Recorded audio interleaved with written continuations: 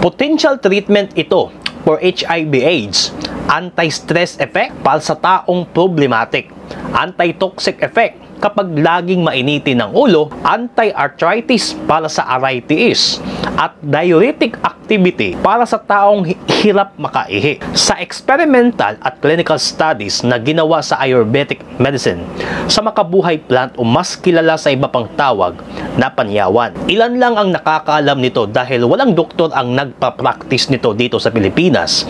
Sikat pala ito sa bansang India. Yan ang pag-uusapan natin sa bidyong ito. Kaya panoorin ang buong video para malaman ang tamang paggamit nitong halamang gamot na makabuhay o panyawan. Sa mga hindi nakakaalam, sa ginawang pag-aaral at demonstration, pinababa ng halamang ito ang recurrent resistance of HIV virus, improving the therapeutic outcome. Dahil sa anti-HIV effects nitong pinapakita sa halamang ito by reduction in eosinophil count, stimulation of B lymphocytes, macrophages, at itong promising role na application in management para sa sakit na itong HIV. Narito naman yung epekto sa stress. Sa bansang India, sa Ayurvedic medicine, mas ginagamit ito for learning at memory enhancer. It is also described to be useful for treatment for vertigo. Kaya itong ugat ng makabuhay plant, kilala na ito for anti-stress activity sa ibang bansa, pero dito sa Pilipinas, ilan lang ang nagpa-practice na mga doktor. Sa loob ng 21 days na randomized double-blind placebo-controlled study, itong pure na extract mula sa ugat mismo was found to enhance verbal learning at logical memory. Kaya various extract ang ginawa na aktibidad na nangyayari para mapababa yung stress hormones sa ating katawan. At dahil sa anti-toxic effects nito na mga chemical foods, biological, physical, radioactive, behavioral toxicities sa ating katawan, delikado ito kapag naipon sa ating katawan. Dahil nga sa dahon ng makabuhay, malaki ang maitutulong nito upang mapalabas naturally at hindi umaasa lamang sa synthetic drugs.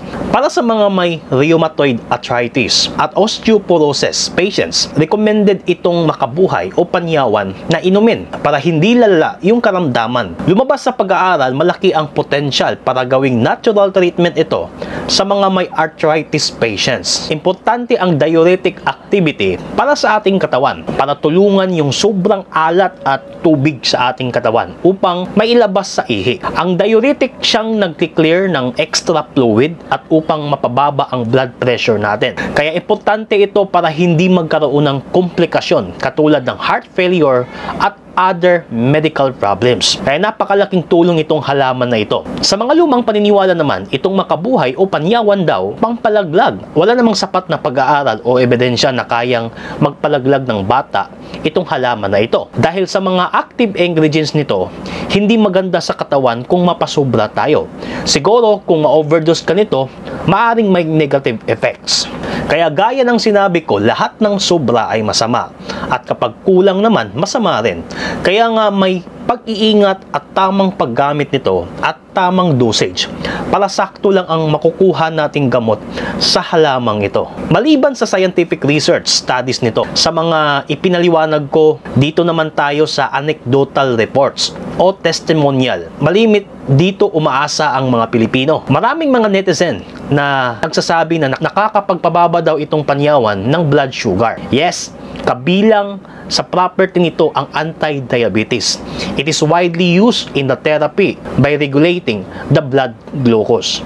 No wonder why kung bakit gumaan ang kanilang pakiramdam dahil itong makabuhay o panyawan ay merong alkaloids, tannins, cardiac glycosides, flavonoids, saponins at steroids. Ito yung mga major phytochemical ng halamang ito. Nakita din sa pag-aaral na may anti-cancer ito.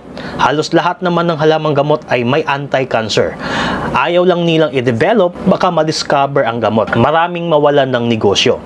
Siyempre, dito sa Pilipinas, halos yung approved ng FDA at BFAD, halos yung mga chemical foods. Kaya, ang lasa nitong makabuhay o panyawan, mapatla po talaga ito. Ang tamang paggamit naman ng panyawan, yung ugat ay pwedeng ilaga kahit 1 feet na hiniwa na ugat. at pakuluan ito sa loob ng 30 minutes at inumin ng 2 baso sa isang araw. Para sa dahon naman, isang baso na sukat na dahon, hugasan ng mabuti, pakuluan ito ng 15 minutes at ang tamang pag-inom nito ay 2 baso pa rin sa isang araw.